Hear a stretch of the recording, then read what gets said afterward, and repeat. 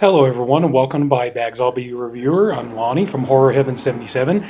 And in case if you notice, got a whole new background. Filming in my new apartment. I'm sure everybody really cares about that. But so anyway, let's go ahead and get started with the video. Okay, the theme for this week is we're reviewing horror films from 1996, and the one that I chose was a real personal favorite of mine. I chose Peter Jackson's The Frighteners. And oh man, this movie is a lot of fun. I kind of wish that Peter Jackson would go back to making movies like this. I'm sorry, I'm just nothing against anybody who is. I'm not big on The Hobbit or Lord of the Rings or any of that stuff. I prefer, Peter Jackson's earlier stuff, like The Frighteners and Bad Taste and Heavenly Creatures and Dead Alive and Meet the Feebles, stuff. I wish he would go back to making those kind of movies again. But this movie, it's really, really good. And this here, the Blu-ray comes with two versions. You got the director's cut, which runs at 2 hours and 3 minutes, and you got the theatrical cut, which runs at 1 hour and 50 minutes. So the director's cut is about 13 minutes longer. But and you could tell, though, this movie was definitely a stepping stone for Peter Jackson to get away from the blood and gore movies and try to work into becoming a more mainstream director and kind of get more mainstream projects and things like that. And he was lucky to get, Bob Zemeckis to come on as a producer.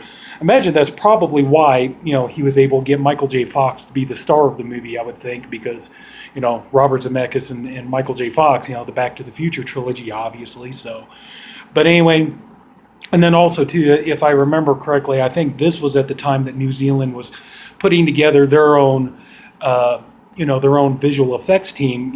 I know I always mispronounce it. Weta, W-E-T-A, Weta, whichever one it is. And I think I think this movie was kind of like meant to be something of a springboard to see how they can get their special effects to work so that, films in New Zealand can move on to bigger and better projects. But anyway, enough of all that. The movie, okay, you got Michael J. Fox. He plays Frank Bannister. Now, Frank, he's a guy who had a traumatic experience, and he ended up in a car crash with his wife, which resulted in her death. And that's one of the questions raised in the movie, was her death merely, an accident, they were in a car accident, or did Frank, had more sinister motives? But after the accident, Frank has the ability to see spirits. And he actually, he was very very talented architect, and he was building homes, building buildings, things like that. And after his wife's death, he just pretty much just kind of gave up on that. But he decided, man's got to make a living, right? So what he decided to do was, since he can see these spirits, he's actually got two of them working with it. He's got was it Cyrus? Yeah, Cyrus, I think, and Stu. Yeah, Stu right there.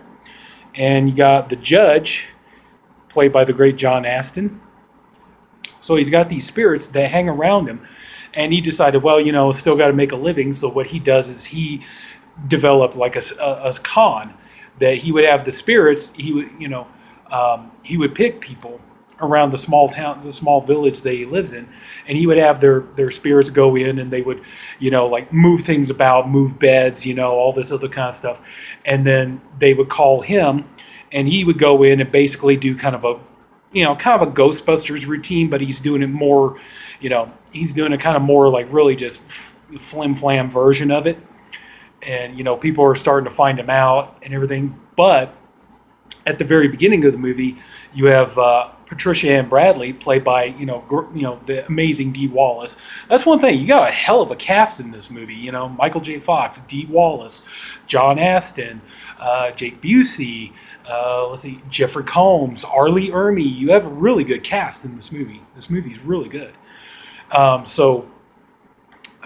He, at the beginning of the movie, she's being terrorized by this ghost, and then this doctor, Lucy, she is, she's kind of curious because she gets called out to the house, and she looks at Dee Wallace, but Dee Wallace's character is living with her mother, and her mother, is very, very strict about who goes in to see her, and kind of like, okay, you took care of my daughter, now get the hell out of our house, and pushes her out the door and stuff.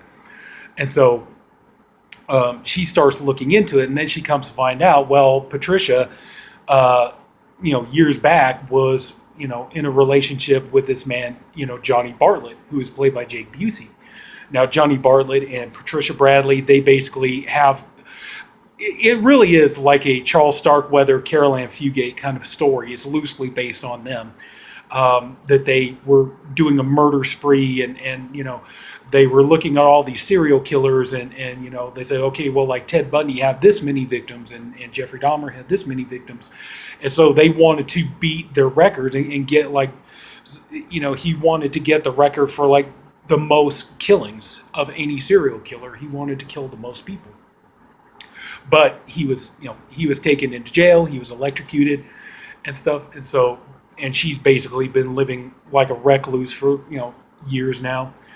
But we come to find out, as Frank and his, buddy Stu and Cyrus, they're, doing their bit, they start realizing like something is wrong.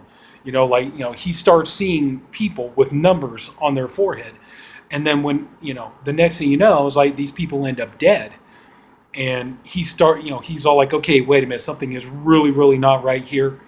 And so he decides that, he and his buddies, they're going to go look into it. And then what they realize is that actually the spirit of Johnny Bartlett is continuing his killing spree, but he's doing it from beyond the grave. And so, Lucy meets up with him because, he gets Stu and Cyrus to go in and do a number on their house because, her husband was a jerk to them, was a jerk to Frank. And so, so he gets Cyrus and Stu to go in there and, do their bit. Then he goes in and takes care of it. But she, now the husband, he really does not buy the, the whole thing that, that he's an authentic Ghostbuster and stuff. But, Lucy does believe him. And so her husband, Ray, he ends up, at one point, Frank sees that he's got a number on his head, and then he ends up dead. And so Lucy gets with him, and they're trying to talk things out and trying to figure out what's going on. And she, she honestly believes him. She believes that he can see ghosts and talk to ghosts and everything else. And, and Frank gets drawn more and more into this mystery of, what's going on.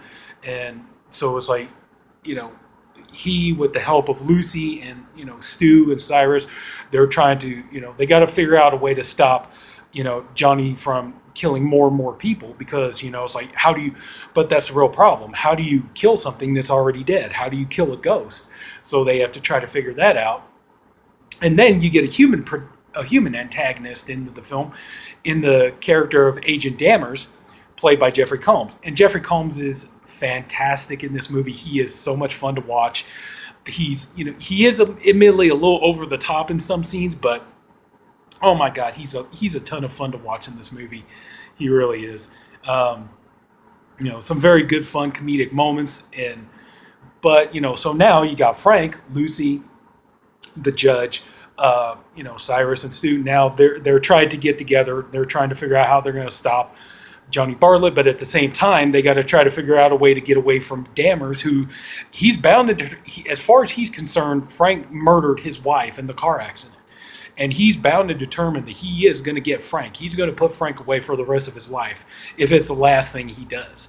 So now, you got all this going on, and I think I'm pretty much just going to go ahead and leave it at that. Don't want to give away much for anybody who hasn't seen the movie, but anyway, though, this movie, it's a lot of fun.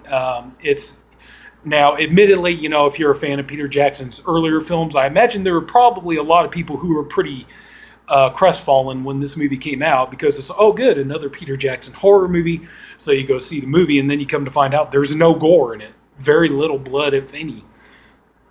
And the movie is more about special effects. It's, comedy blended with horror, some good fun action scenes, chase scenes, things like that. The movie definitely does shift tone, though, as as it progresses. Like once he, the first two acts, you do have horror elements mixed with comedy and stuff, but it seems like once you get to the third act, yeah, you pretty much kind of the humor really does go out of it, and pretty much it just develops into a straight up horror ghost story. But it's a lot of fun, and the act, you got, like I said, you have a hell of a cast in this movie. And Michael J. Fox, I have to admit, I was absolutely blown away by his performance. I always liked Michael J. Fox, watched him, and I don't know, growing up, watched Michael J. Fox in tons of movies, the Back to the Future movies, and Teen Wolf, and Secret of My Success, and all this kind of stuff. And this character is really, really different from a lot of characters that he's ever played before. Usually, a lot of his characters are more fun. Well, I mean, they have more of a little bit of a. His characters have a little bit more of a humorous side to him, where he really is playing a very straight, a very sympathetic. He's a very tortured character, and he does. And in the course of the movie, you're trying to find out, did he actually kill his wife, or did she just die as an accident? From the result of the crash. And things like, but one thing you could see is that it destroyed him. His wife's death destroyed him, and he feels guilty, and he has he's carrying around a lot of pain about it.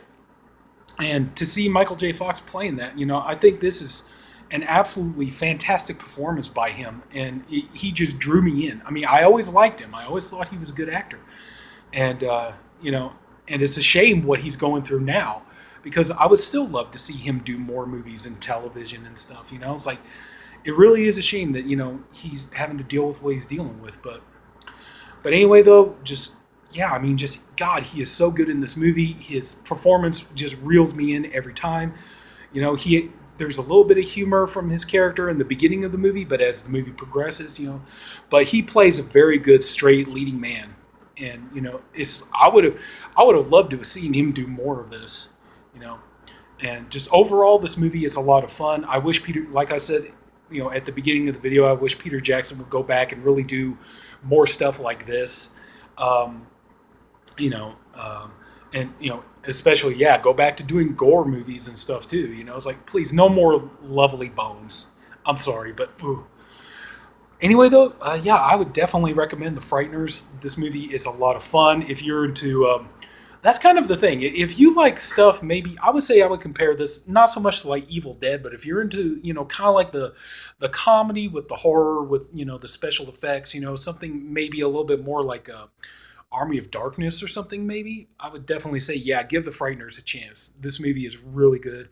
I highly recommend it, and yeah, you have a great, like I said, Michael J. Fox is good. Jeffrey Combs alone is just worth watching this movie for. D. Wallace is fantastic. You got some really good, you got some good frightening, pun intended.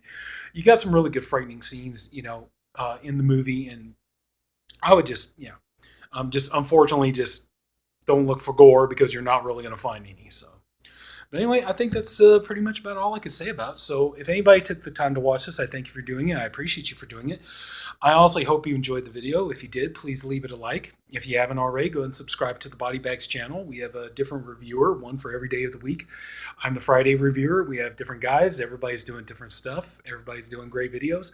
We got theme weeks, all other kinds of good stuff, like this one, horror movies from 1996.